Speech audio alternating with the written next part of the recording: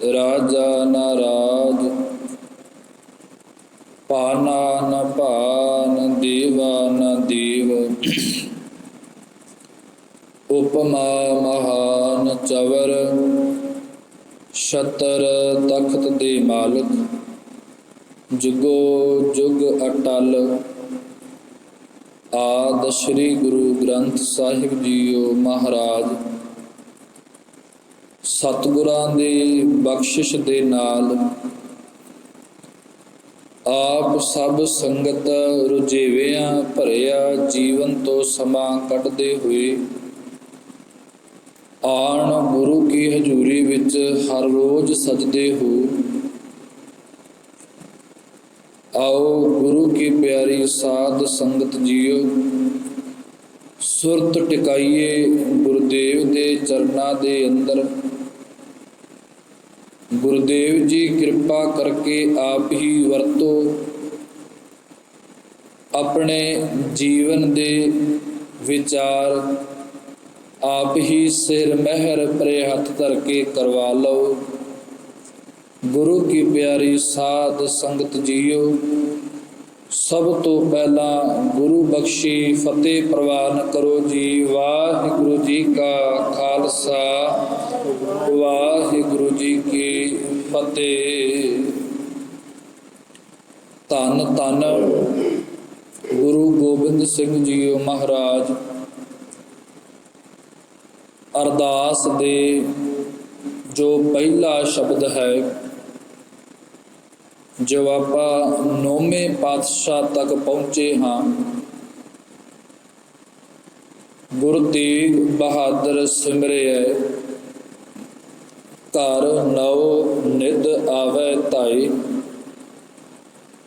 गुरु तेग बहादुर नूं गुरु गोबिंद सिंह बचन करते ने, सिमरना करो जो गुरु आण तेरे वेड़े अंदर चरण पाएगा।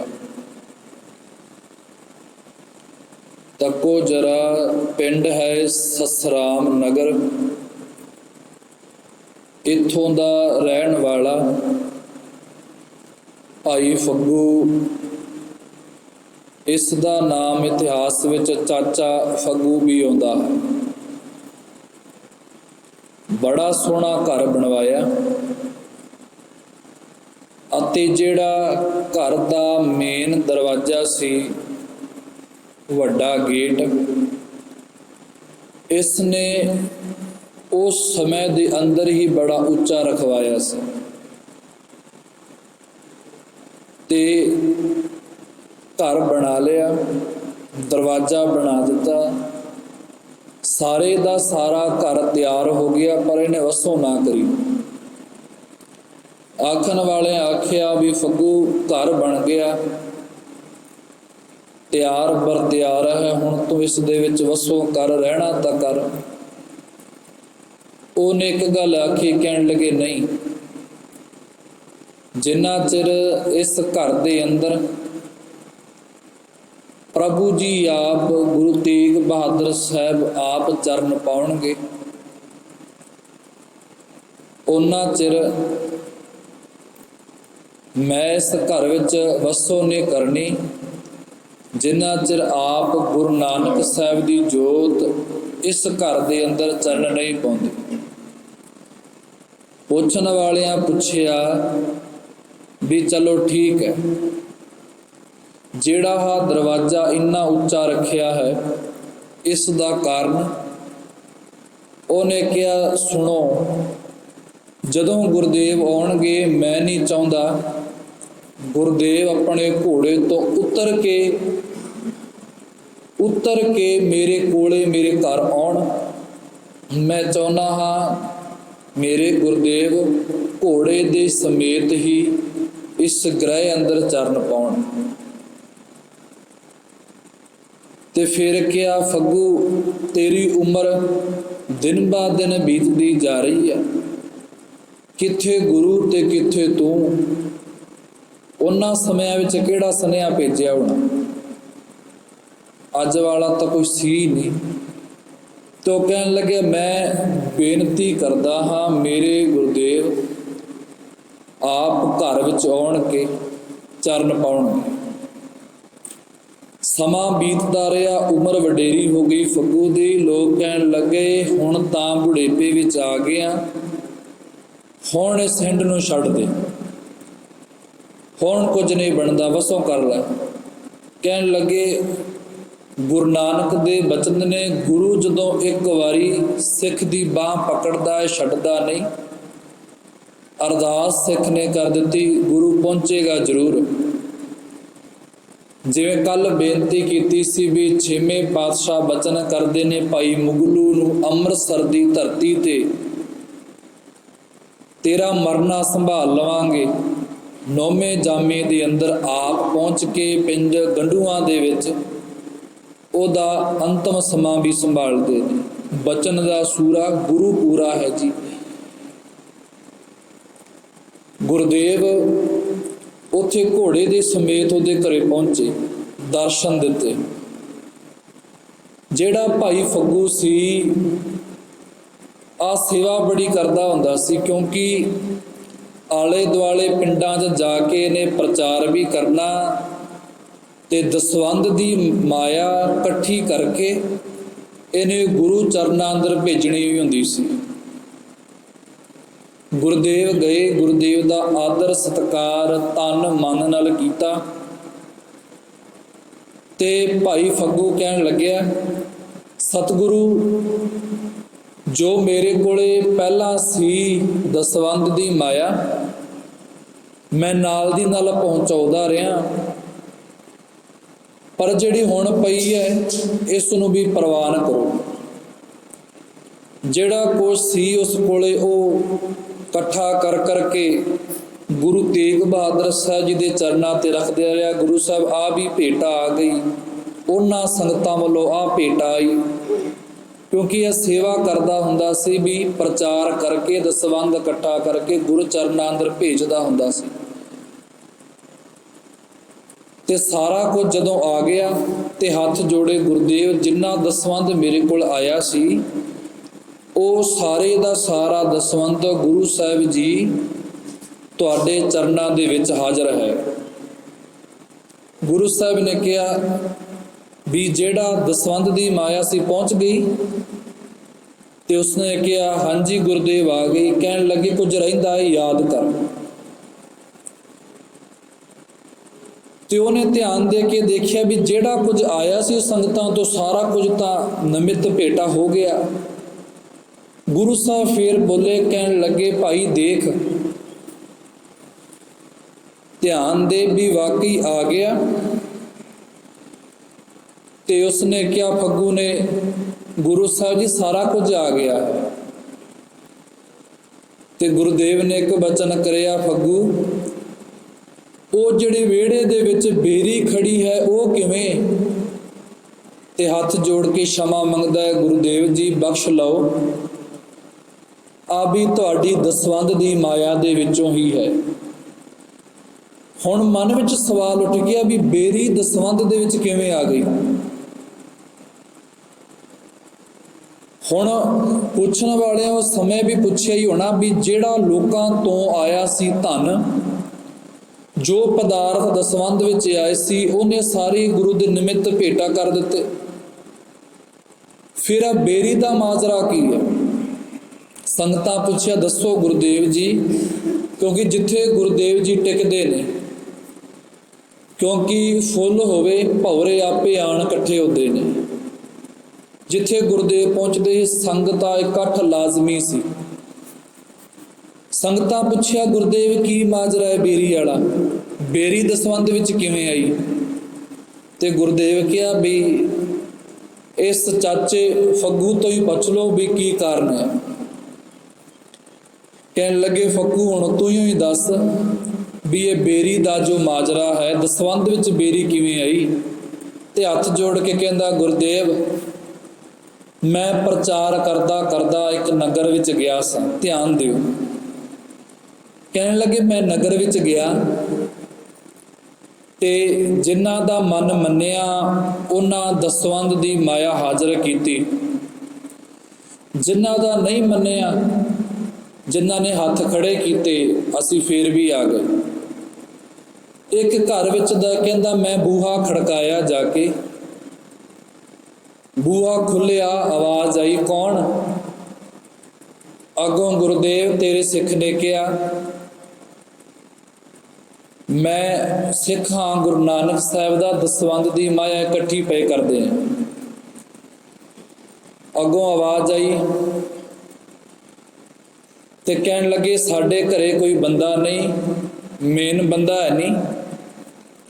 ਤੇ ਅੱਗੋਂ ਜੋ ਸੀ ਮਾਈ, ਉਹ ਅੱਗੋਂ ਕਿਸੇ ਕਾਰਨ ਤਪੀ ਪਈ ਸੀ, ਪਹਿਲਾਂ ਹੀ ਅੰਦਰ ਖਿੰਡਿਆ ਹੋਇਆ ਸੀ, ਵਿਹੜੇ ਦੇ ਵਿੱਚ ਝਾੜੂ ਦੇ ਰਹੀ ਸੀ। ਉਹਨੇ ਜਿਹੜਾ ਕੂੜਾ ਇਕੱਠਾ ਕੀਤਾ ਰੱਖਿਆ ਹੋਇਆ, ਤੇ ਸਿੱਖ ਨੇ ਫੇਰ ਕਿਹਾ ਵੀ ਇੰਨਾ ਜ਼ਰੂਰੀ ਨਹੀਂ ਵੀ ਜਿੰਨਾ ਅਸੀਂ ਵੱਧ ਚੜ ਕੇ ਵੀ ਨਹੀਂ ਕਹਿ ਰਹੇ, ਜਿੰਨਾ ਕੁ ਤੁਹਾਡੇ ਤੋਂ ਸਰਦਾ ਹੈ, ਜਿੰਨੇ ਕਿ ਤੇਰੀ ਸ਼ਰਧਾ ਹੈ ਤੂੰ ਦੇ ਦੇ, ਮੈਂ ਲੈ ਕੇ ਚਲਾ ਜਾਵਾਂਗਾ।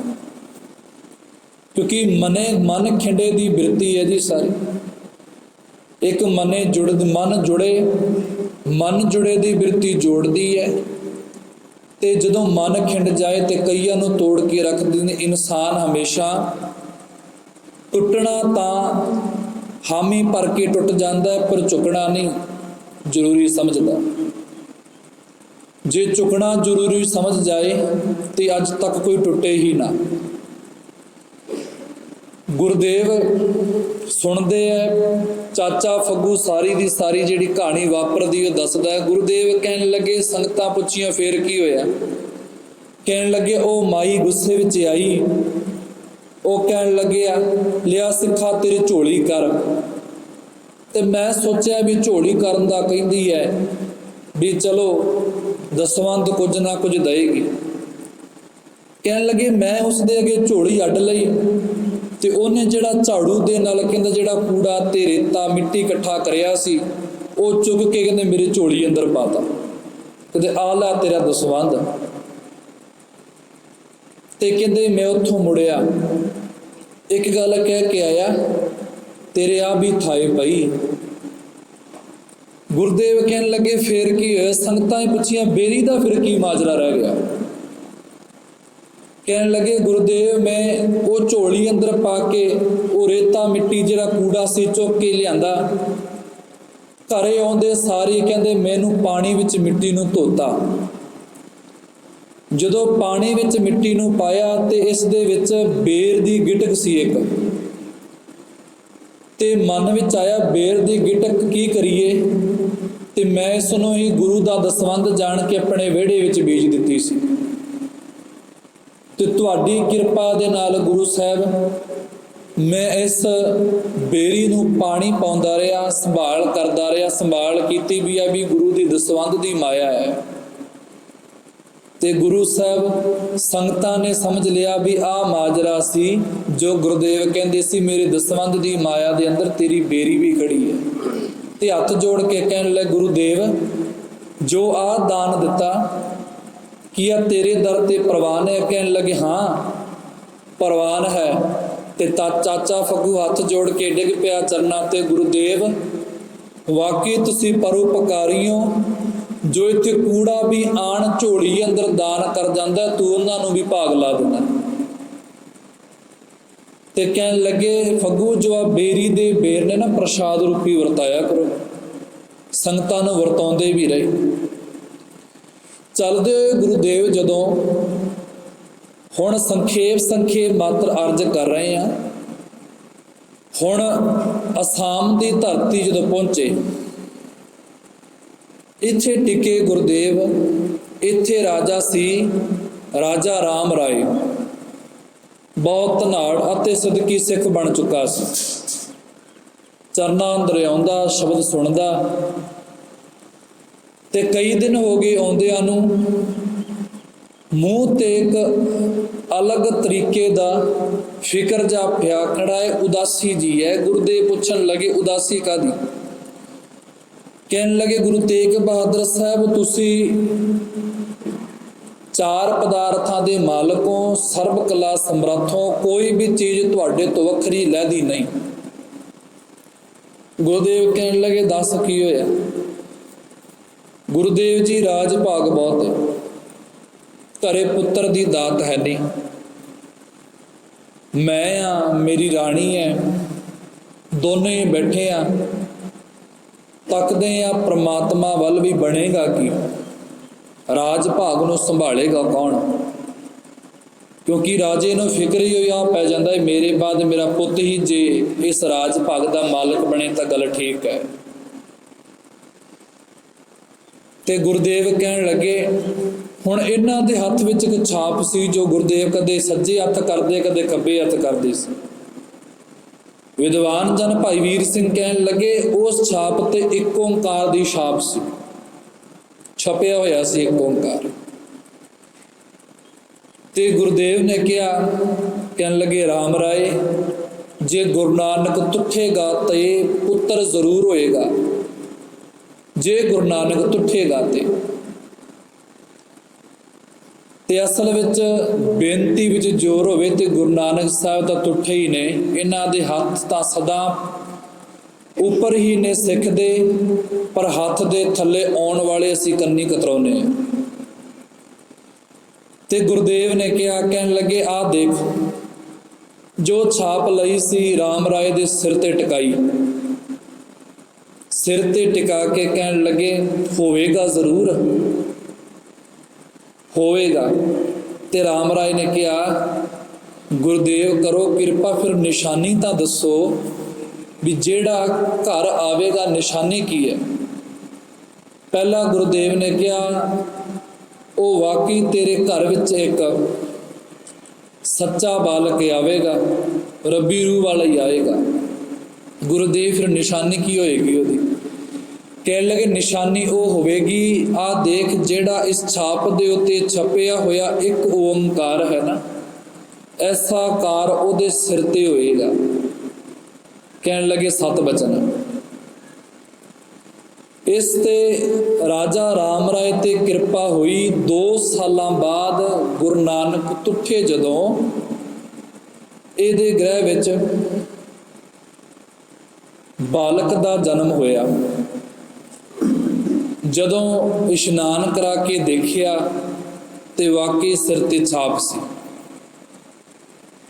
ਤੇ ਰਾਜਾ ਰਾਮ ਰਾਏ ਬਚਨ ਕਰਦਿਆਂ ਹੋਇਆਂ ਰਾਣੀ ਨੂੰ ਕਹਿ ਕੇ ਗਏ, ਜਦੋਂ ਪ੍ਰਭਪੁਰ ਪਿਆਨਾ ਕਰ ਗਏ ਸੀ, ਅਕਾਲ ਚਲਾਣਾ ਕਰ ਗਏ, ਕੁਝ ਸਮੇਂ ਬਾਅਦ ਰਾਜਾ ਕਹਿਣ ਲੱਗੇ, ਰਾਣੀ, ਇੱਕ ਬੇਨਤੀ ਸਦਾ ਹੀ ਸਵੀਕਾਰ ਕਰਕੇ ਚੇਤੇ ਰੱਖੀ, ਗੁਰੂ ਦੇ ਬਚਨ ਨੂੰ ਸਦਾ ਹੀ ਮੰਨਣਾ ਹੈ, ਗੁਰ ਚਰਨਾਂ ਨਾਲ ਹੀ ਬਿਰਤੀ ਲਾਉਣੀ ਹੈ।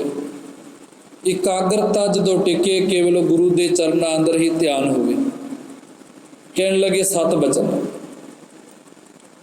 ਹੌਲੀ ਹੌਲੀ ਹੁੰਦਾ ਜਦੋਂ ਜਨਮ ਸੀ, ਉਹ ਜਿਹੜਾ ਨਿਸ਼ਾਨ ਸੀ ਉਹ ਫਿੱਕਾ ਵਡੇਰਾ ਹੁੰਦਾ ਗਿਆ। ਭਾਈ ਵੀਰ ਸਿੰਘ ਕਹਿਣ ਲੱਗੇ, ਇੱਕ ਦਿਨ ਦਸਤਾਰ ਬੰਨ੍ਹਦੇ ਆ ਨਾ, ਕਿਤੇ ਉਸ ਬੱਚੇ ਦੀ ਨਿਗਾਹ ਪੈ ਗਈ। ਨਿਗਾਹ ਪਈ ਤੇ ਮਾਤਾ ਨੂੰ ਪੁੱਛਣ ਲੱਗੇ, ਮਾਂ, ਆਹ ਨਿਸ਼ਾਨ ਸਿਰ ਤੇ ਕੈਸਾ? ਤੇ ਮਾਤਾ ਦੀ ਅੱਖ ਵਿੱਚ ਪਾਣੀ ਆਇਆ। ਕਹਿਣ ਲੱਗੇ, ਤੇਰੇ ਪਿਤਾ ਗੁਰੂ ਤੇਗ ਬਹਾਦਰ ਜੀ ਦੇ ਸ਼ਰਨ ਗਏ ਸੀ, ਸਾਡੇ ਘਰੇ ਕੋਈ ਸੰਤਾਨ ਹੈ ਨਹੀਂ ਸੀ। ਬੇਨਤੀ ਕੀਤੀ ਤੇ ਤੇਰੇ ਪਿਤਾ ਨੇ ਪੁੱਛਿਆ ਵੀ ਗੁਰਦੇਵ, ਤੁਸੀਂ ਤੁੱਠੇ ਹੋ, ਕਿਰਪਾ ਕਰਕੇ ਨਿਸ਼ਾਨੀ ਤਾਂ ਦੱਸੋ। ਤੇਰੇ ਪਿਤਾ ਨੂੰ ਆਹ ਨਿਸ਼ਾਨੀ ਦਿੱਤੀ ਸੀ ਵੀ ਜਦੋਂ ਤੁਹਾਡੇ ਘਰ ਵਿੱਚ ਕਿਸੇ ਬੱਚੇ ਦੀ ਆਮਦ ਹੋਣੀ ਹੈ, ਉਹਦੇ ਸਿਰ ਤੇ ਐਸਾ ਹੀ ਨਿਸ਼ਾਨ ਹੋਵੇਗਾ। ਤੇ ਕਹਿਣ ਲੱਗਿਆ, ਵਾਹ ਮਾਤਾ, ਇੰਨੇ ਪ੍ਰਸੰਨ ਹੋ ਕੇ ਗੁਰਦੇਵ ਇੰਨੇ ਤੁੱਠੇ ਨੇ, ਇੰਨੇ ਸਮਰੱਥ ਨੇ। ਕਹਿਣ ਲੱਗੀ, ਹਾਂ, ਗੁਰਦੇਵ ਆਪਣਾ ਬਹੁਤ ਪ੍ਰਸੰਨ ਹੈ, ਬਹੁਤ ਟੁੱਟਦਾ ਹੀ ਹੈ ਅਤੇ ਸਰਬ ਕਲਾ ਸਮਰੱਥ ਹੈ। ਇਸ ਨੇ ਹੀ ਫਿਰ ਪ੍ਰਸਾਦੀ ਹਾਥੀ, ਜੋ ਆਪਾਂ ਇਤਿਹਾਸ ਵਿੱਚ ਪੜ੍ਹਦੇ ਹਾਂ, ਇਸ ਨੇ ਪ੍ਰਸਾਦੀ ਹਾਥੀ, 5 ਕਲਾ ਸ਼ਸਤਰ ਅਤੇ ਚੰਦਨ ਦੀ ਚੌਂਕੀ ਗੁਰਦੁਆਰੇ ਦੇ ਨਿਮਿਤ ਇਸ ਨੇ ਪਹੁੰਚਾਈ ਸੀ, ਭੇਟ ਕੀਤੀ ਸੀ ਗੁਰਦੇਵ। ਖੈਰ, ਗੁਰੂ ਗੋਬਿੰਦ ਸਿੰਘ ਮਹਾਰਾਜ ਕਹਿਣ ਲੱਗੇ, ਗੁਰੂ ਤੇਗ ਬਹਾਦਰ ਸਿਮਰਿਐ, ਘਰ ਨਉ ਨਿਧ ਆਵੇ, ਧਾਏ ਦਾ ਅਰਥ ਹੀ ਆ ਹੈ, ਪਿਆਰੇ ਤੂੰ ਸਿਮਰ ਤਾਂ ਸਹੀ, ਹੁਣ ਇੱਕ ਓੰਕਾਰ ਤੋਂ ਜੋ ਬਚਨਾ ਪਲਿਆ ਸੀ, ਇੱਕ ਓੰਕਾਰ। ਸ੍ਰੀ ਵਾਹਿਗੁਰੂ ਜੀ ਕੀ ਫਤਿਹ। ਸ੍ਰੀ ਭਗਉਤੀ ਜੀ ਸਹਾਏ ਵਾਰ। ਸ੍ਰੀ ਭਗਉਤੀ ਜੀ ਕੀ ਪਾਤਸ਼ਾਹੀ ਦਸਵੀਂ। ਪ੍ਰਥਮ ਭਗਉਤੀ ਸਿਮਰ ਕੈ ਗੁਰੂ ਨਾਨਕ ਲਈ ਧਿਆਏ। ਫਿਰ ਅੰਗਦ ਗੁਰ ਤੇ ਅਮਰਦਾਸ ਰਾਮਦਾਸੈ ਹੋਈ ਸਹਾਈ। ਅਰਜੁਨ ਹਰ ਗੋਬਿੰਦ ਨਾਉ ਸਿਮਰਾਉ ਸ੍ਰੀ ਹਰਿ ਰਾਏ। ਸ੍ਰੀ ਹਰਿ ਕ੍ਰਿਸ਼ਨ ਧਿਆਈਐ ਜਿਸ ਰਿਠਾ ਸਭ ਦੁਖ ਜਾਏ। ਤੇਗ ਬਹਾਦਰ ਸਿਮਰਿਐ ਘਰ ਨਾਉ ਨਿਧ ਆਵੈ ਧਾਏ। ਸਭ ਥਾਈ ਹੋਏ ਸਹਾਏ, ਸਭ ਥਾਈ ਹੋਏ ਸਹਾਏ। ਗੁਰੂਦੇਵ ਜੀ ਕਿਰਪਾ ਕਰਨ, ਅੰਮ੍ਰਿਤ ਵੇਲੇ ਫੇਰ ਦਾਤ ਬਖਸ਼ ਕੇ ਆਪ ਹੀ ਵਰਤ ਕੇ ਵਿਚਾਰ ਕਰਵਾ ਲੈਣ। ਹੋਈਆਂ ਭੁੱਲਾਂ ਦੀ ਖਿਮਾ, ਗਲਤੀਆਂ ਦੀ ਮਾਫੀ ਜੀ। ਵਾਹਿਗੁਰੂ ਜੀ ਕਾ ਖਾਲਸਾ, ਵਾਹਿਗੁਰੂ ਜੀ ਕੀ ਫਤਿਹ।